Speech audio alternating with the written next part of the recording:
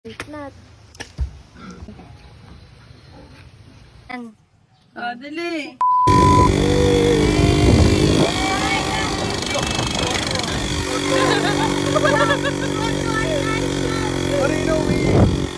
Welcome back sa part 2 ng ating Sariaya trip. For today's agenda naman natin, ay dadalhin ko kayo sa bukuhan. Second day na nga namin itong mga bed dito sa may Sariaya. Tapos, nagpakuha yung daddy ni Kadjo ng buko. Dito nga lang to sa pangalawang bahay ng pinsan nila. Malapit lang dito sa pinag-i-stayan namin. Sobrang malubak lang talaga yung daan dito. Tapos paggabi, wala talagang ilaw dito as in pitch black siya. Mahina rin pala yung signal ng data dito. Kaya kung adik ka sa cellphone, bawal ka dito.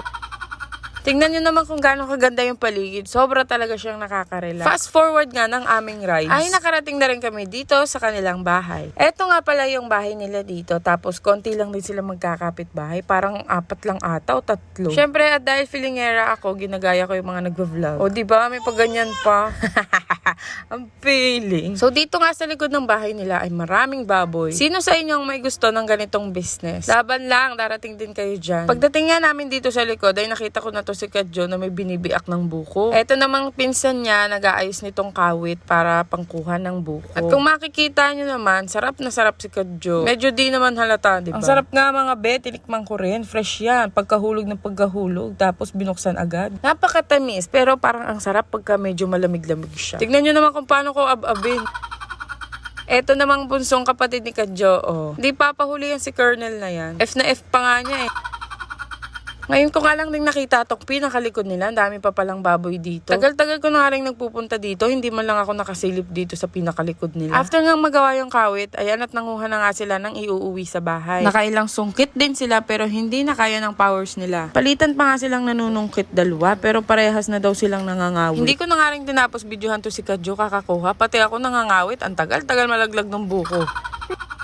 At dahil hindi na nga malaglag yung sinusungkit nilang buko. Aray at pauwi na nga kami. 4 lang naman yung nakuha namin. Marami pa sana dapat. Anong gagawin? Pagod na ang aking mga taga-sungkit.